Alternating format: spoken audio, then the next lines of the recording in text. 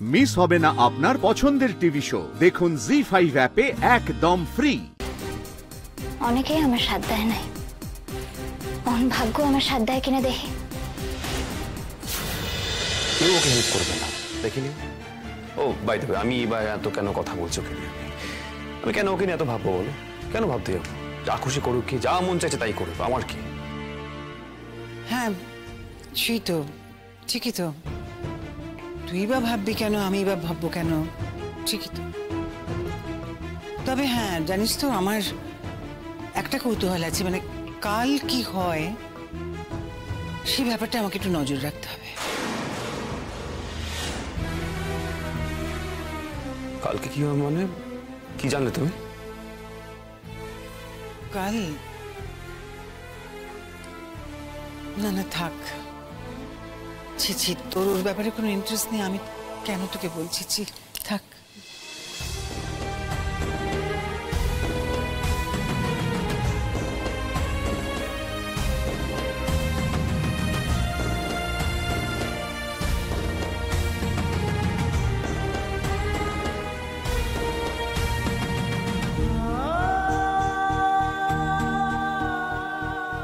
সত্যি শুনতে চাস?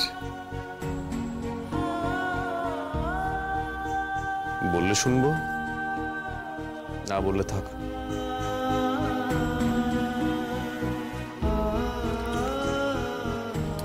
জানিস রথ, ওই যে একটি মেয়ে, আরে যে বলেছে না ময়না নাকি পিকনিকে গিয়ে লোকাল কোনো লোকের কাছ থেকে, মানে তার সঙ্গে দেখা করে তার কাছ থেকে নেশার জিনিস নিয়েছে। তুমি কার কথা বলছো বলো তো?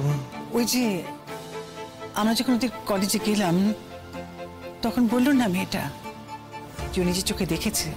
তনয়া? তাই হবে। আজ যেটা হয়েছে যে ময়না সেই মেয়েটিকে এবার শর্ত দিয়েছে, সেই মেয়েটিকে, সেই লোকটি যার কাছ থেকে নাকি মেয়েটি দেখেছে ময়নাকে নেশার জিনিস নিতে, ময়নার সঙ্গে দেখা করতে, সেই লোকটিকে এনে প্রিন্সিপালের সামনে দাঁড় করাতে হবে, সকলের সামনে দাঁড় করাতে হবে কাল সকালের মধ্যে। এই রোদ, কি হবে বলতো বাবা? কি মনে হয় তোর, ওরা কি সত্যি সত্যি পারবে নাকি এরকম কোন লোককে জোগাড় করে প্রিন্সিপালের সামনে হাজির করাতে? এই অয়ন ভাই, শোনো শোনো, বলছি তোমার ওই বান্ধবী তনয়া এসেছে? মানে লোকটাকে খুঁজে পেয়েছে কি? আমি তো ক্লাসেই যাচ্ছিলাম, আমি জানি না ও এসেছে কিনা এখনো। তনয়া আসেনি ভাই বলছি একটা রিকোয়েস্ট, ওই লোকটাকে যখন আনবে তখন আমাদেরকে একটু ডেকে, মানে আমাদেরও তো জানা উচিত না যে ব্যাপারটা কোথায় গিয়ে দাঁড়ায়, তাই না? একটু মজা দেখবো আর কি। হ্যাঁ অবশ্যই, আপনাদের তো ডাকতেই হবে, কারণ ধানসিং তো আপনাদের বলেছে যে ও সত্যি কথা বলছে, বাকি সবাই মিথ্যে কথা বলছে। কিন্তু আপনাদেরও তো জানা দরকার না যে কে সত্যি কথা বলছে আর কে মিথ্যে কথা বলছে, তাই না? কি হইল অয়ন, তনয়া আয় নাই? এই বাবা, আমি তো অপেক্ষা করতেছিলাম গো, এই লোকটারে লইয়া আইবো, তারপর কি করবো না করবো, মানে অনেক দূর গেছে তো। দেখো ধানসিঁড়ি, আমি তনয়ের কেয়ারটেকার নই, পার্সোনাল অ্যাসিস্ট্যান্ট নই, সেক্রেটারিও নই, ও আমার বাড়ির পাশে থাকে না, তাহলে আমি কি করে বলবো ও কখন আসবে? না না, তুমি জানো কি জানো না, আমি তো হেইটা জিগাইতেছি, তুমি রাইগা যাইতেছো কেন কত? শোনো ধানসিঁড়ি, তনয়ের ব্যাপারে এত ভেবো না, আগে নিজের ব্যাপারে ভাবো। ভাবো কি করে প্রমাণ জোগাড় করবে। 5 দিনের মধ্যে তো একদিন চলেই গেল, আর তো পড়ে আছে 4টে দিন মাত্র। এটাই তো ভাবনের বিষয় গো, কারণ আমার কাছে তো অন্য 4 দিন বাকি আছে, কিন্তু তনয়ের কাছে তো একদিন আসছিল না, আজকের দিনটা, তো এটা তো আরো বড় ভাবনের বিষয় হইলো, তাই না?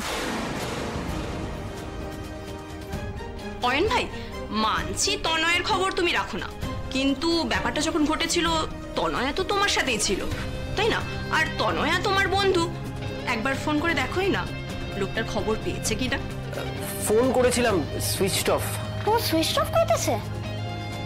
তাই তাই আমি কি করি কত, আমি কি ধইরা লই? মানে এই যে এমন কোনো লোক নাই, এই ব্যাপারটাই আর কি। সে কি, তাহলে কি তনয়া মিথ্যে বলেছে নাকি? হে মা, তাহলে তো খুব বাজে ব্যাপার হবে ও যদি মিথ্যে বলে থাকে। আরে না না, ও মিথ্যে কথা বলতে যাবে কেন? ধানসিঁড়ি, ফোন সুইচ অফ থাকলে কি মিথ্যে কথা বলা হয়ে যায়? আরে হতে পারে কোনো কারণে ফোন সুইচ অফ তো থাকতেই পারে, তাই না? আর হয়তো ও পিকনিকের জায়গায় সেখানে গেছে, গিয়ে ওর ফোনটা চার্জ নেই, তাই জন্য সুইচ অফ হয়ে গেছে, এটাও তো হতে পারে। তার জন্য তো তুমি তাকে মিথ্যেবাদী বলতে পারো না, তাই না ধানসিঁড়ি? আর এসব নিয়েও মিথ্যা কথা কেনই বা বলবে? হতেই তো পারে যে কালকে দেরি হয়ে যাবে বলেও যেতে পারিনি, আজকে ভরে গেছে তাই এখনো আসতে পারেনি। হ্যাঁ ঠিক লোকটারে খুঁজছে না, তাই খুঁজছে তো একটু সময় লাগবে, আইয়া পড়বো ঠিক। কি কো? শোনো ধানসিঁড়ি, ও যাবে, লোকটাকে খুঁজবে, তারপর তো আসবে। আর লোকটা যে ওর জন্য বসে আছে এরকম তো নয়, একটু তো সময় ওকে দিতে হবে। হ্যাঁ কি কো তোমরা? তোমার সময় লাগবে আর হ্যাঁ আমার লাগবে বই আসছিল। দেখো ধানসিঁড়ি, লোকটা তোমার জন্য বসেছিল নাকি লোকটাকে সামনে পেয়ে তুমি নেশার জিনিস আনতে দিয়েছো, সেটা সম্পূর্ণ তোমার ব্যাপার। তুমি তো সুপারম্যান, তুমি তো সব পারো, তাই না? এত কথার কি আছে বুঝতে পারছেন? আচ্ছা সবে তো এখন 11টা বাজে, আমরা 5টা অবধি তো এখানে আছি, আমরা ওয়েট করি, এর মধ্যে তো চলে আসতেই পারে। তাই তনয় তো এর মধ্যে চলে আসতে পারে, তাই না? হ্যাঁ 5টা অবধি দেখা যাক না।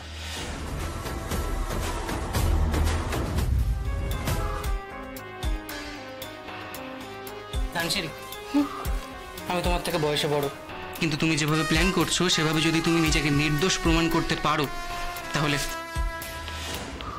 খারো দাদা, কথায় কয় না, ভাগ্যযুক্ত কর্ম হইল ফল। কর্ম তো আমি করতেছি দাদা, অনেকেই আমার সাথ দেয় নাই, অন ভাগ্য আমার সাথ দেয় কিনা দেখি। কি হলো রে? কি হয়েছে? কি হয়েছে? রেকর্ডারটা অন কর। করে নিয়েছি, তুই আয় সাবধান। আমায় ফাঁসালো? হ্যাঁ আমায়? কে ফাঁসালো? তনয়া পালিয়েছে।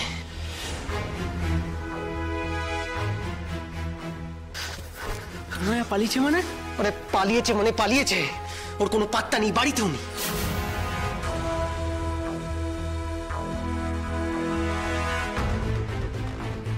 আরে তোরা এখানে বসে বোর হচ্ছিস কেন? যা বাইরে যা, বাইরে গিয়ে আড্ডা মার, যা ক্যান্টিনে গিয়ে আড্ডা মার, যা তোরা যা।